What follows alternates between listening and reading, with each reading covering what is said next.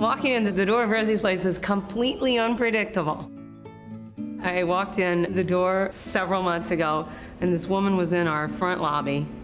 She was crying, she was yelling. I walked up to her and I said, you know, what's wrong? And she said, I just got housing. So, it was this incredible moment.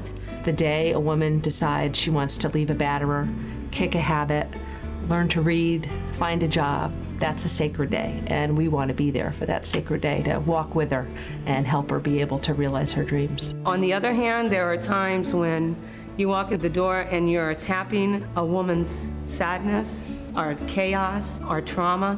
Every woman who comes through these doors, she knows she's safe and she's home, and we can offer her whatever it is she wants and needs. Whatever needs that they have coming through the door matters to me. You don't need to have somebody vouching for you that you need help. You come in and you ask, and we do our very best to try and help you out. When you think you're going to be homeless and you have like $10 in the bank and you know it's going to happen, the fear is just what you go through is really overwhelming. It was scary because I hadn't ever been homeless before. I was a school teacher for 30 years, and all you have to do is get sick. Once you get sick and can't work, it's true what they say, that you're only one paycheck away from the streets. As long as you're willing to help yourself, Rosie's is there for you. Rosie's Place started when Kip Tiernan, our founder, saw women lining up at the Pine Street Inn disguised as men in order to get help. And so she did some research now more than a quarter century ago and found that no shelter for homeless women existed. And so that's when she started Rosie's Place. We started in an old abandoned supermarket, which was called Rosen's Family Market. We didn't have a name for the place. And I didn't want a traditional institutional name, so I said, damn it, let's call it Rosie's Place. And it stuck, and it was a place that the women could refer to each other without feeling humiliated. Rosie's Place is willing to take stands that lots of other organizations aren't willing to take stands about, and is not worried because we don't take any government money. The philosophy for Rosie's Place, love them unconditionally, no matter what, like members of your family. We may not like a lot of the things that she does, but we love her. And any woman who comes through that door has found a reason to live again and a reason to go on and maybe imagine, to have the imagination that I can be better than this, I can do better than this. Maybe I can go to school, maybe I can get my kids back, maybe I can get a job, maybe I can get an apartment. And all of those maybes are possible here. Rosie's Place actually provides lots and lots of services that go beyond just being a shelter. It's a multi-service place. The women that come here, everybody makes them feel welcome, and you can just see it in their face that they're happy to be here. Living in poverty and living with oppression can wear you down a lot. And one of the ways that we counter that is that we are welcoming at Rosie's Place.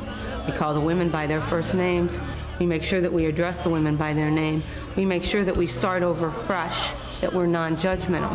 What you get is openness, and you get people who are willing to listen to you and people who are willing to help you on your terms.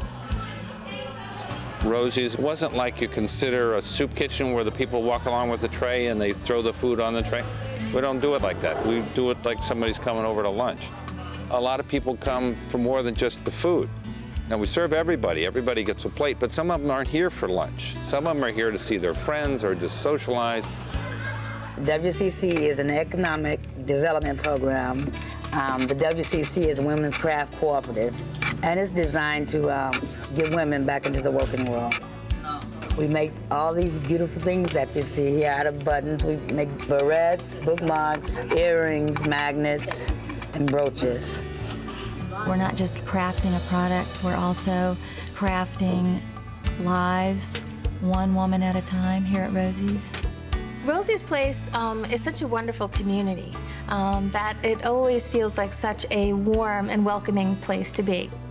There's the permanent housing piece of it, which I was very surprised about and very encouraged, because it's one thing to put somebody up overnight. It's another thing to give them a place that will be theirs for as long as they need that place. They're looking at all the things that impact a woman's life.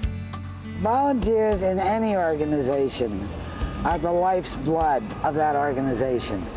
But volunteers at Rosie's Place, again, serve another need. Oftentimes people come in tired and burdened down with the weight of the day, and by the end of lunch, you can hear everybody laughing and just enjoying each other's fellowship. Volunteers become, in many instances, the families that these women never had. They become a stepping stone to what was, to what might yet be. You have to come with an open mind and know that you're in an organization where people really are friendly and helpful, and it is a positive experience. And I think that you just need to be friendly and willing to help out whatever's needed. Volunteers are sort of the nuts and bolts of Rosie's Place. They provide a structure which the organization could not live without. I work with a lot of interns, and some of the things I say to interns is, you know, try to come into Rosie's Place with a very open mind and try not to have any expectations. I was really able to understand how this is more of a community center than a soup kitchen. It's not just a place where people's needs are served, not solely a place where people's physical needs, but their spiritual and intellectual needs. I think the ESL program is really important for a lot of reasons. I think for some women who are in the program, it'll help them get better jobs. It'll help them find better housing, because just being able to communicate makes a huge difference, is a great personal accomplishment. And I think that goes far in helping poor women who have a lot of struggles in their everyday lives, you know, feel better about themselves.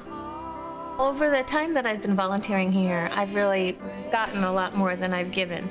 Spent many hours here, but I have many new friends, and learned a lot about service to others, learned a lot about feeling the joy of making other people smile. I am probably one of those people who are a few paychecks from being on the street myself.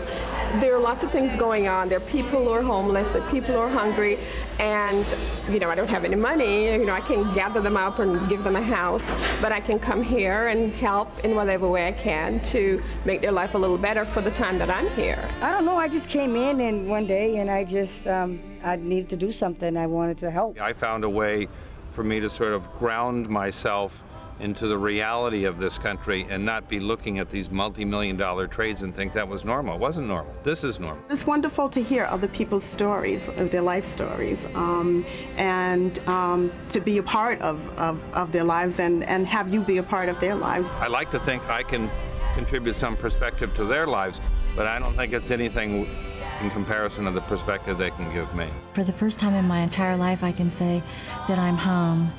And that the people that I know now, I hope to take friendships like that with me through the rest of my life. Our mission will always be to help improve and enhance the lives of women for having met them. Hopefully we can all walk that road together.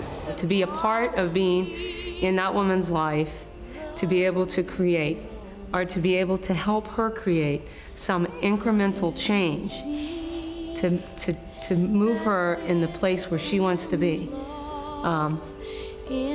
What more can we ask for?